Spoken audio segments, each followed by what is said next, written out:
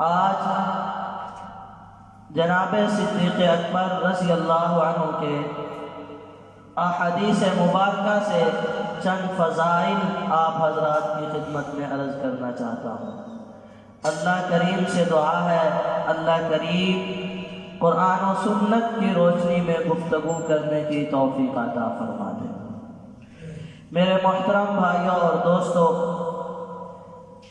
جناب ابوبکر صدیق رضی اللہ عنہ اس امت میں سب سے بڑے مقام اور درجے والے ہیں، جناب نبی کریم صلی اللہ علیہ وسلم کے بعد۔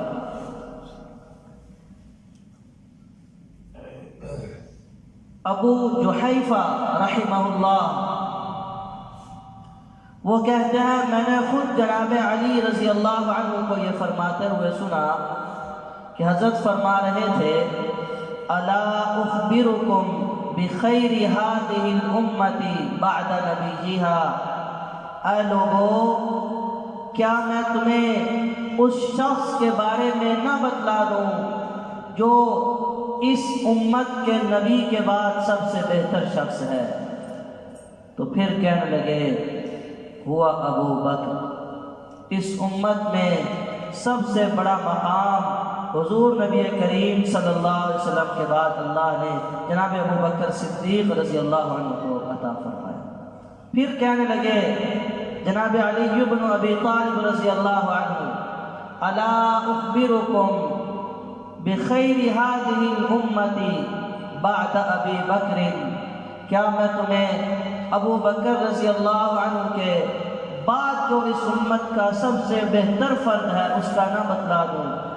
تو پھر فرمانے لگے عمر کہ ابو بکر صدیق رضی اللہ عنہ کے بعد اللہ نے جو مقام اور مرتبہ جناب ابو بکر صدیق رضی اللہ عنہ اور جناب ابو بکر کے بعد اللہ نے مقام اور مرتبہ جناب عمر رضی اللہ عنہ کو عطا فرمایا۔ کیوں نہ اللہ عطا فرماتے؟ چونکہ مقام اور مرتبہ دو وجوہات کی بنا پر ملتا ہے۔ نمبر ایک ایمان کامل، نمبر دو اعلیٰ درجے کا علم۔ اللہ رب العزت نے جناب نبی کریم صلی اللہ علیہ وسلم کی مبارک صحبت کی برکت سے جو ایمان ابو بکر صدیق رضی اللہ عنہ کو عطا فرمایا وہ اس امت میں کسی اور فرد کو نہیں عطا فرمایا۔ خود حضور علیہ السلام کا فرمان ہے کہ میں نے جسے بھی دعوت دی اس نے کچھ تأمل کیا، یہاں تک کہ میں نے علی بن ابی طالب کو بھی دعوت دی جو کہ اس وقت 6 سال کے بچے تھے اور میری پرورش میں تھے۔ میں نے کہا کہ آپ بھی میرے اوپر ایمان لے آئے، تو جواب میں جناب علی بن ابی طالب رضی اللہ عنہ کہنے لگے میں اپنے والد سے مشورہ کر کے بتلاؤں گا۔ تو میں نے کہا کہ ایمان لانا ہے تو لے آؤ، نہیں لانا تو نہ لاؤ، کسی سے تذکرہ نہیں کرنا۔ ابتدائی دور تھا نا۔ پھر خواتین میں ہم سب کی ماں اور سارے ایمان والوں کی ماں ماں خدیجہ رضی اللہ عنہا ایمان لائی۔ غلاموں میں زید بن حارثہ رضی اللہ عنہ ایمان لائے۔ تو امام ابو حنیفہ نور اللہ مرمدہ نے بہت زبردست ترتیب بیان کی ہے ان حضرات کے ایمان لانے کی۔ فرماتے ہیں خواتین میں عورتوں میں سب سے پہلے ایمان لانے والی ماں خدیجہ رضی اللہ عنہا ہے۔ بچوں میں سب سے پہلے ایمان لانے والے جناب علی بن ابی طالب رضی اللہ عنہ ہیں، اور غلاموں میں سب سے پہلے ایمان لانے والے جناب زید بن حارثہ رضی اللہ عنہ ہیں، اور نوجوانوں میں سب سے پہلے ایمان لانے والے خلیفہ بلا فصل سید الاسلام والمسلمین حضرت ابو بکر صدیق رضی اللہ عنہ۔ اب دیکھیں نا، عورت گھر میں تو حوصلہ افزائی کر سکتی ہے لیکن گھر سے باہر تو نہیں کر سکتی۔ غلام کا کیا مقام ہوتا ہے؟ غلام کس حد تک مدد کر سکتا ہے؟ حضرت علی بن ابی طالب رضی اللہ عنہ خود فرماتے ہیں کہ جو ایمان لانے کے بعد مدد جناب ابو بکر صدیق رضی اللہ عنہ نے رسول اللہ صلی اللہ علیہ وسلم کی وہ ہم نہیں کر سکتے۔ خود فرماتے ہیں کہ ایک دن ہوا یوں کہ حضور نبی کریم صلی اللہ علیہ وسلم کو حرم پاک میں کفار نے مارنا اور پیٹنا شروع کر دیا۔ میں بھی دیکھ رہا تھا، فاطمہ بنت محمد صلی اللہ علیہ وسلم بھی دیکھ رہی تھی، لیکن ہم بچے تھے، ہم کچھ مدد نہیں کر سکتے تھے کہ اسی دوران جناب ابو بکر صدیق رضی اللہ عنہ آئے اور مجمع کو چیرتے ہوئے ان ظالموں میں گھس گئے اور حضور نبی کریم صلی اللہ علیہ وسلم کا اس قدر دفاع کیا کہ کفار نے حضور صلی اللہ علیہ وسلم کو چھوڑ دیا اور ابو بکر صدیق رضی اللہ عنہ کو مارنا شروع کر دیا۔ اتنا مارا کہ چہرہ مبارک خون سے آلودہ ہو گیا اور حضرت رضی اللہ عنہ بے ہوش ہو کر کے زمین پر گر گئے۔ اس درجے کا ایمان اللہ نے ابو بکر صدیق رضی اللہ عنہ کو عطا فرمایا۔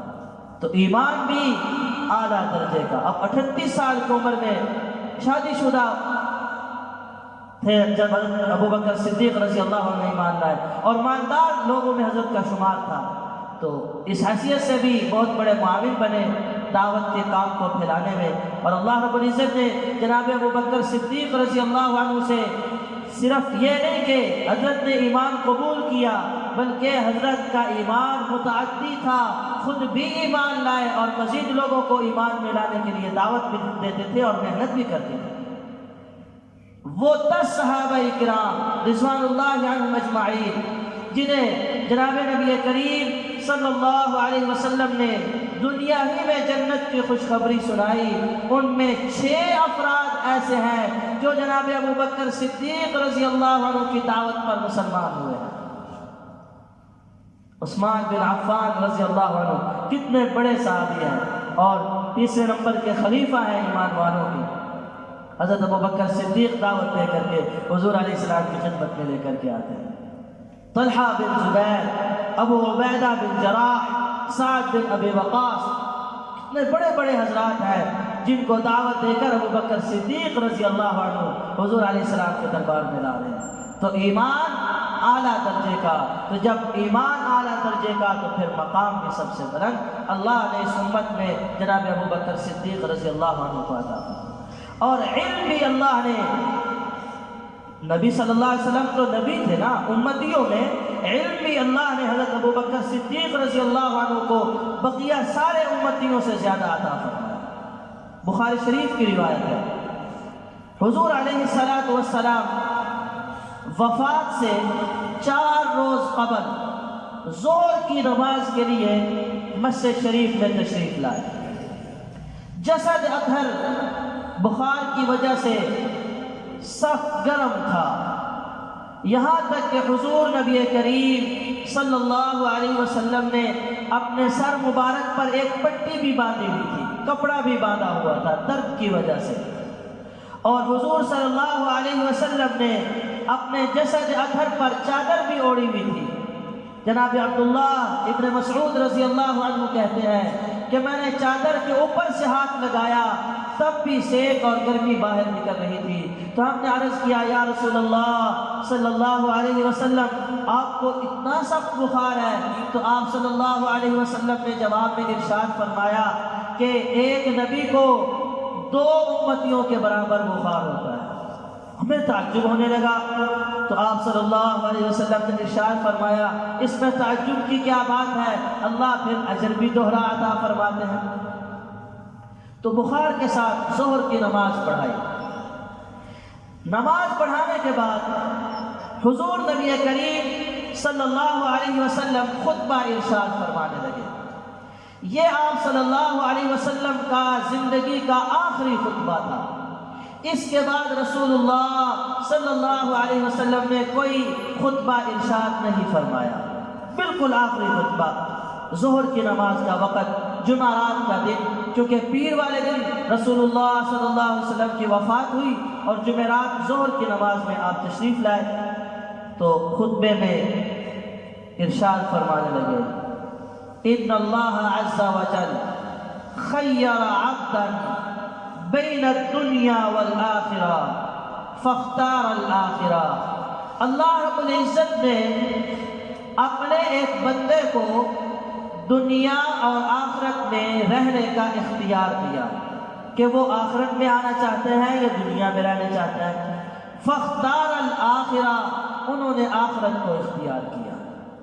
جب حضور نبی کریم صلی اللہ علیہ وسلم نے یہ کلمات ارشاد فرمائے تو چونکہ آپ صلی اللہ علیہ وسلم کا خطبہ ہو رہا تھا، مسجد شریف میں سناٹا تھا، سننے والے صحابہ کرام رضوان اللہ عنہم اجمعین تھے، تو بڑی خاموشی تھی کہ اسی دوران سسکیوں کی آواز آنے لگی، رونے کی آواز آنے لگی.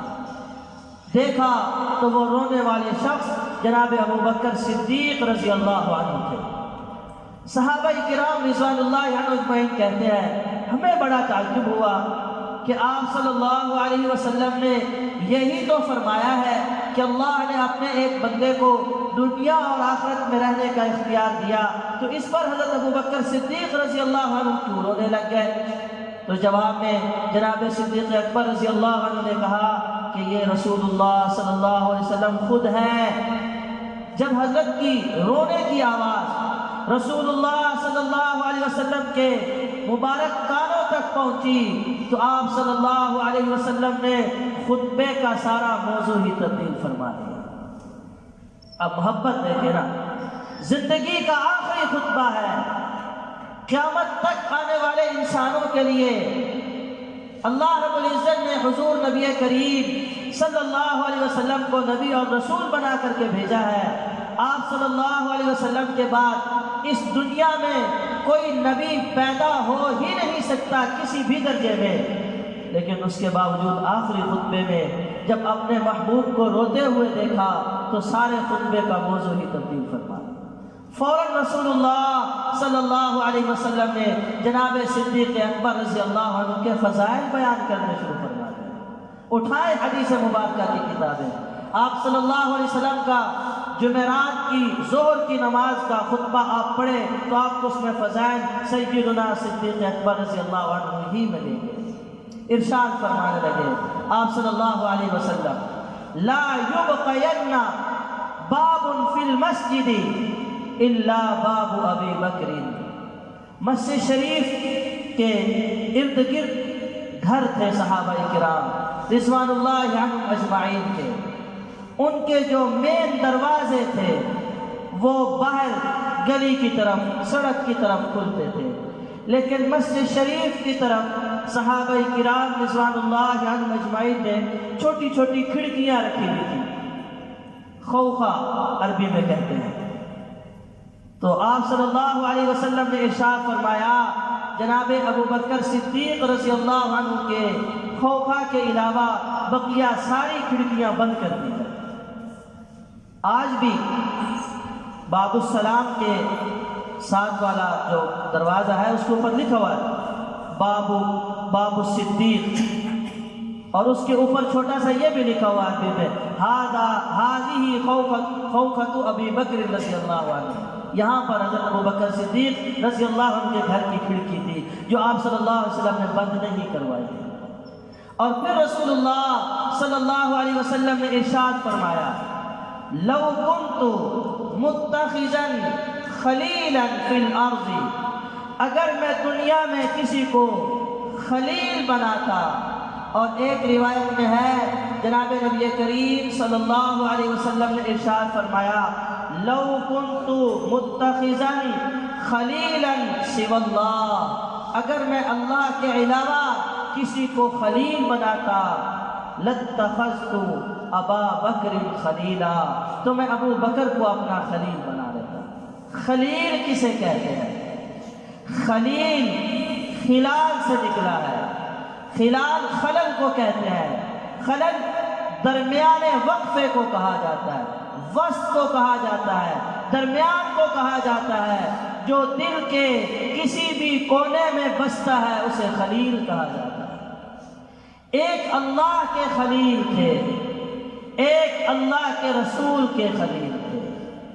اللہ نے بھی اپنے خلیل کے بارے میں ارشاد فرمایا کہ جب ہم نے ابراہیم علیہ السلام سے کہا جھک جاؤ، تو وہ کہنے لگے اسلمت لرب العالمین، میں اپنے رب کے سامنے جھک گیا۔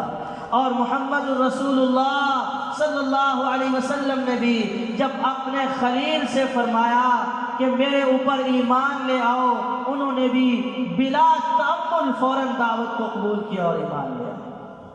اللہ کے نبی صلی اللہ علیہ وسلم نے فرمایا اگر میں خلیل بناتا تو خلیل بننے کی ساری خوبیاں، ساری صلاحیتیں جناب ابو بکر رضی اللہ عنہ میں تھی، اگر بناتا تو میں ابو بکر کو بناتا۔ ابراہیم علیہ السلام کے بارے میں آتا ہے کہ کسی نے حضرت ابراہیم علیہ السلام سے پوچھا کہ آپ اللہ کے خلیل کیسے بن گئے؟ تو حضرت ابراہیم علیہ السلام نے جواب میں ارشاد فرمایا فضلت نفسی للنیران وولدی للقربان ومالی للضیفان وہاہنا خلیل الرحمن۔ حضرت ابراہیم علیہ السلام فرمانے لگے میں نے اپنے آپ کو اپنے رب کی رضا کے لیے آگ میں پھینک دیا، میں نے اپنی اولاد کو اپنے رب کو راضی کرنے کے لیے قربان کر دیا، میں نے اپنا مال اللہ کے مہمانوں پہ خرچ کر دیا، اس کے بعد میں اللہ کا خلیل بن گیا، اس کے بعد میں اللہ کا خلیل بن گیا۔ اب دیکھیں موازنہ کریں اللہ کے خلیل اور اللہ کے رسول صلی اللہ علیہ وسلم کے خلیل کے مابین آپ موازنہ کریں تو انشاءاللہ العزیز آپ کو مزہ آئے گا اور آپ بھی محسوس کریں گے کہ ساری خوبیاں جو خلیل میں ہونی چاہیے وہ اللہ نے جناب صدیق اکبر رضی اللہ عنہ میں رکھی۔ سب سے پہلے قرآن کریم میں فرمایا کہ حضرت ابراہیم علیہ السلام کو اللہ رب العزت نے فرمایا کہ آپ ہمارے لیے جھک جائیں، تو انہوں نے جواب میں کہا اسلمت لرب العالمین، فوراً جھک گئے، فوراً حکم کو قبول کر لیا۔ ادھر اللہ کے رسول کے خلیل نے بھی یہی کام کیا، جب دعوت دی فوراً قبول کر لی، جب دعوت دی فوراً قبول کر لی۔ وہاں اللہ کے خلیل علیہ السلام نے اللہ کو راضی کرنے کے لیے اپنے آپ کو آگ میں پھینک دیا اور اپنی جان کی کوئی پرواہ نہیں کی۔ ادھر اللہ کے رسول صلی اللہ علیہ وسلم کے خلیل نے بھی غار میں اپنے آپ کو سپرد کر دیا اور اپنی کوئی پرواہ نہیں۔ ادھر اللہ کے خلیل علیہ السلام نے اپنے بیٹے کو اللہ کے نام پہ قربان کر دیا، تو ادھر اللہ کے رسول صلی اللہ علیہ وسلم کے خلیل نے بھی صرف ایک بیٹی کو نہیں، دونوں بیٹیوں کو اور اپنے دونوں بیٹوں کو محمد رسول اللہ کا غلام بنا دیا اور قربان کر دیا۔ حضرت نبی کریم صلی اللہ علیہ وسلم نے فرمایا ایک دفعہ کہ اے ابو بکر میں نے خواب دیکھا ہے، مجھے خواب میں کسی نے کہا کہ یہ جو حجاب پہنی ہوئی خاتون ہے اس سے آپ کا نکاح ہوگا، تو میں نے جب اس کا حجاب اتارا تو وہ آپ کی بیٹی عائشہ رضی اللہ عنہا تھی۔ تو حضرت ابو بکر صدیق رضی اللہ عنہ نے فوراً اپنی بیٹی حضور علیہ السلام کے لیے قربان کر دی۔ جیسا کہ حضرت ابو بکر صدیق رضی اللہ عنہ کی اپنی بھی وہ 3 خواہشیں ہیں نا، ایک گزشتہ جمعہ عرض کی تھی، دوسری آج۔ نمبر 1 یہ تھی کہ النظر الی وجہ رسول اللہ، مجھے 3 چیزیں اس دنیا میں پسند ہیں۔ نمبر 1 آنکھیں میری ہوں، چہرہ رسول اللہ صلی اللہ علیہ وسلم کا ہو۔ نمبر 2 وبنتی تحت رسول اللہ صلی اللہ علیہ وسلم، اور بیٹی میری ہو، نکاح محمد رسول اللہ صلی اللہ علیہ وسلم کی میں۔ جب ہجرت کی رات رسول اللہ صلی اللہ علیہ وسلم اور جناب صدیق اکبر رضی اللہ عنہ مکہ مکرمہ کو چھوڑ کر جبل ثور کی طرف روانہ ہوئے تو ابو جہل جناب ابو بکر صدیق رضی اللہ عنہ کے گھر میں آتے ہیں اور آ کر دستک دی، تو حضرت ابو بکر صدیق رضی اللہ عنہ کی ایک اور بیٹی تھی سلیمہ بنت ابی بکر رضی اللہ عنہ، وہ دروازے پہ آئی۔ تو ابو جہل نے پوچھا تمہارے والد کہاں ہیں؟ تو حضرت سلیمہ بنت ابی بکر رضی اللہ عنہ کہنے لگی میں کیوں بتاؤں، جہاں بھی ہے۔ تو اس پر ابو جہل نے انہیں مارا اور سخت تکلیف دی۔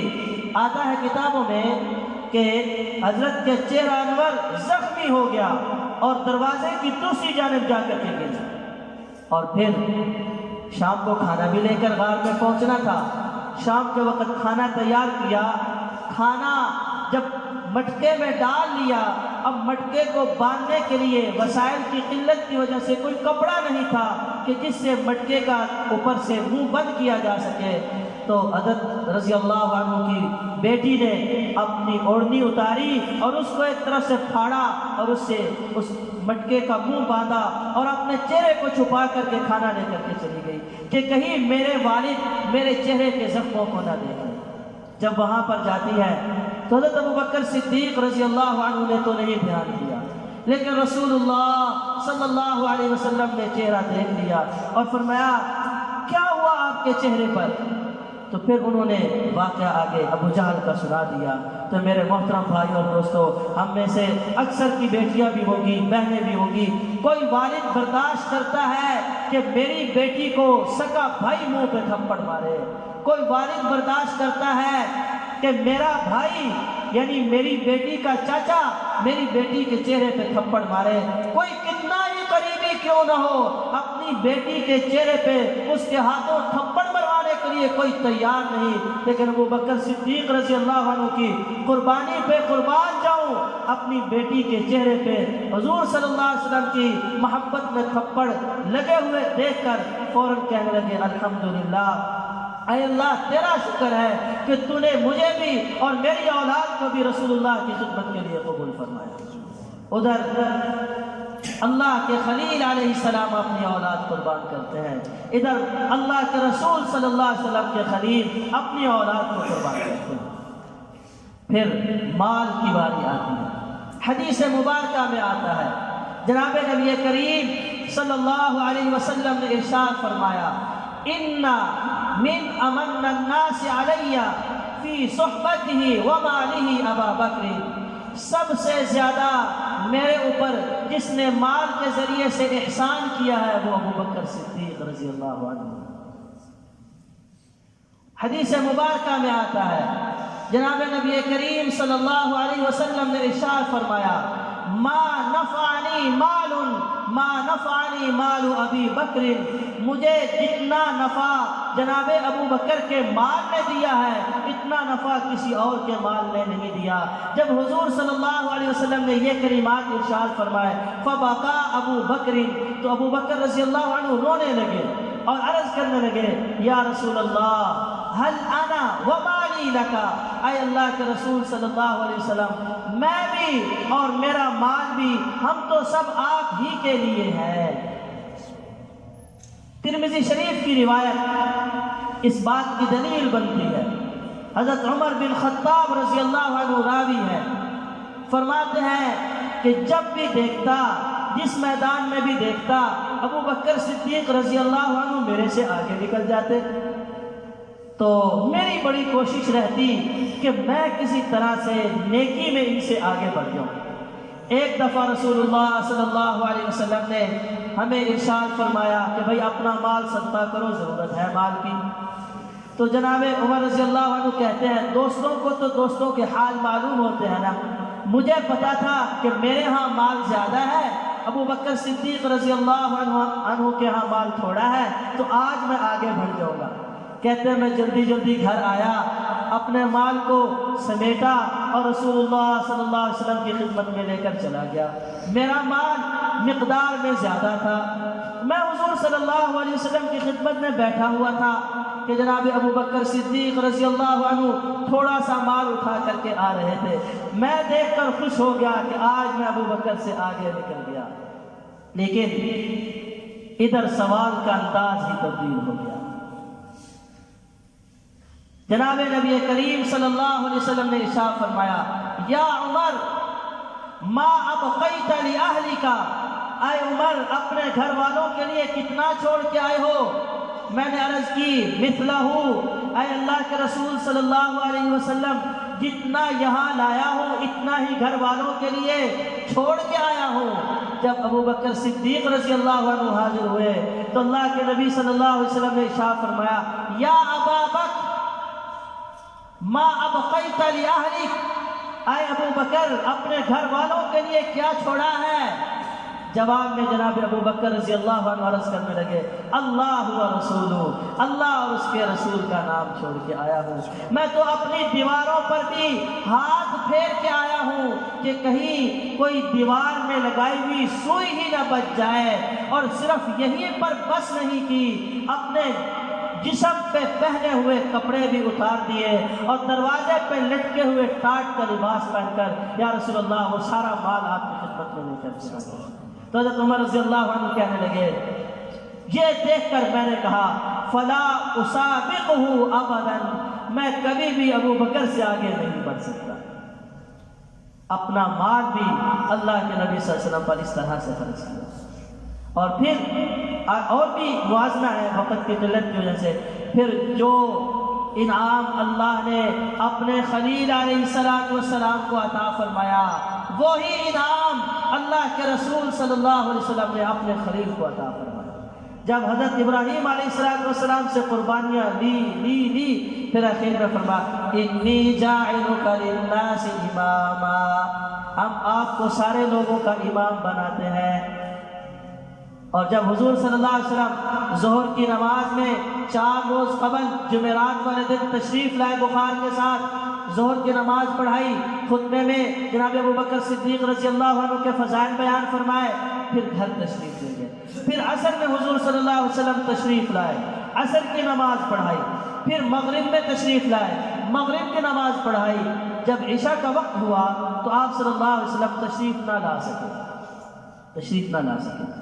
تو آج بھی روزہ اطہر کے ساتھ ممبر سے دیکھیں نا اس طرف، تو روزہ اطہر کے ساتھ وہ ایک کپڑا سا لگا ہوا ہے، ایک چھوٹا سا بیچ میں وہ بھی خانہ سا بنا ہوا ہے، تو وہ اس وقت سے بنا ہوا ہے، کیونکہ یہ جو روزہ اطہر ہے یہ چونکہ امی عائشہ صدیقہ رضی اللہ عنہا کا گھر تھا، کمرہ تھا، تو اسی میں ہی آپ صلی اللہ علیہ وسلم کی تدفین ہوئی۔